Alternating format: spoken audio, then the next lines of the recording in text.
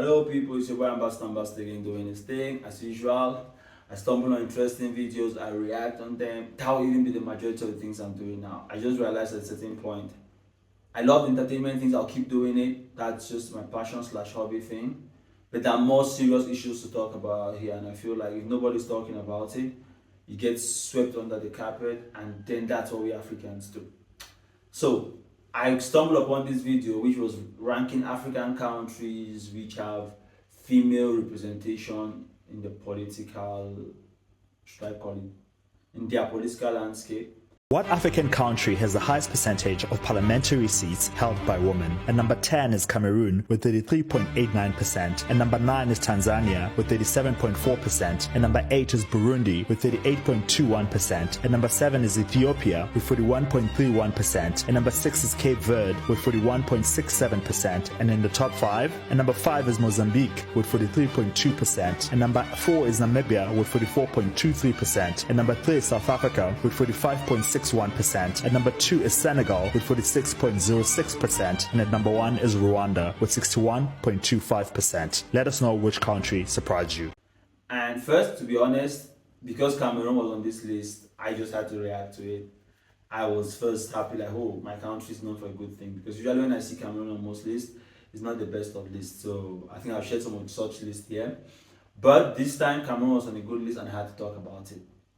Plus, I'm a strong, I call it a survival feminist.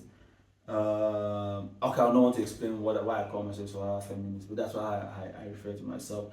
I'm in support of most feminist agenda slash female positive agenda, but I just think that they have to be realistic about it, and that's why at times when I drop my own opinions with regards to it, it sounds like I'm not feminist, but I think I'm feminist. Secondly, I am enjoying the gender dynamics in Africa, the way it looks like women are having a stronger voice. But is it really a stronger voice? Are they just put there to tick the boxes? Like, here we have female representation. Are they really having a voice? Are they being able to push a female positive agenda on the table? Are things really getting better for the females? I don't know. We have these numbers to say it's looking good. But there's also the reality on ground. Is it really looking good? I don't know. Secondly, I think I've spoken a lot about gender roles and gender dynamics in Africa. Even globally, it's a hot, crazy situation.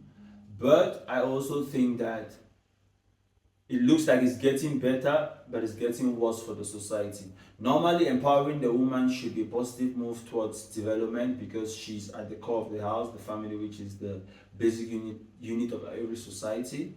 But in this case where it's almost looking like it's men versus women, and that's destructive to the society.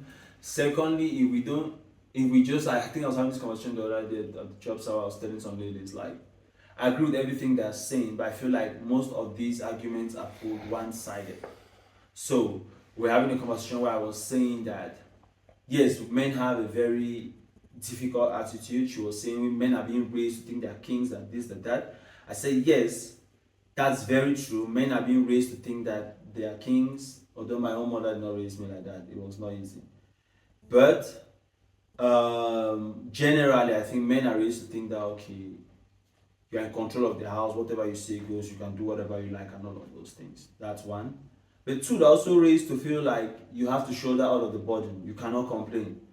And that's where men become depressed. Their death rates are higher than women.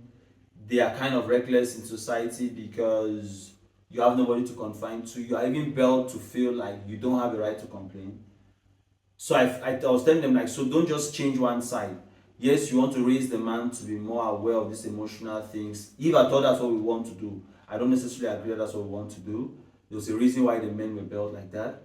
But if we decide that we want to change it and make men a little more emotional and make them more domesticated, for lack of a better word, we should also be aware that we also need them to stop.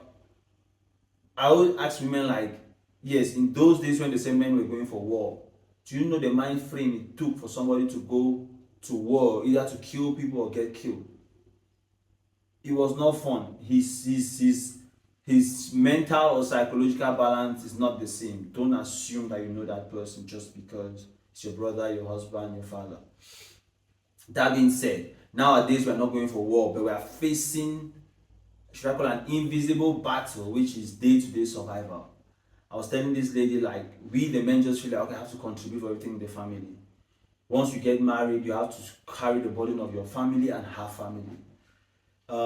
There's a social pressure of your status is what represents the family status. If you get what I'm trying to say, like, if a man is rich, his family is rich. So you are fighting for the name of that family. Well, it's not the same pressure for women. A woman can even be richer than you, but they'll ask you to pay more just because that's expected of you as a man. So that comes to a certain level of pressure and stress, which now is translated to a certain level of recklessness / depression, or being not communicating with the world. But don't just try to tell me that, okay, you want me to be more emotional, but why am I not that emotional? You have to cure or solve this problem. So I know I digress, but as usual I tell you guys, I'm not necessarily talking about what's in the video. I'll talk about what came to mind or my own opinion with some of these issues, what I thought about when I watched this video. It might not necessarily what you think about when you watch the video, but that's what I thought about this gender roles. And yeah, I like these numbers, this percentage of looking like women are being represented. First, I feel like it's just ticking the box representation. Secondly, I feel like even when they are being represented, is it as productive as we intend it to be if we don't have a balanced, holistic approach to enforcing some of these gender interventions? So generally, that's what I think about these numbers. I'm happy for them, but I have some questions for them too. As usual, it's your boy Ambassador just voicing out his opinion, asking you guys to like, share, subscribe. As usual, I want you guys in the comment section, give your opinions so that I can react to give your opinion so I can react to it, and then we can have that exchange, and hopefully we'll build a critical mass for Africa. I'm out. Just my opinion.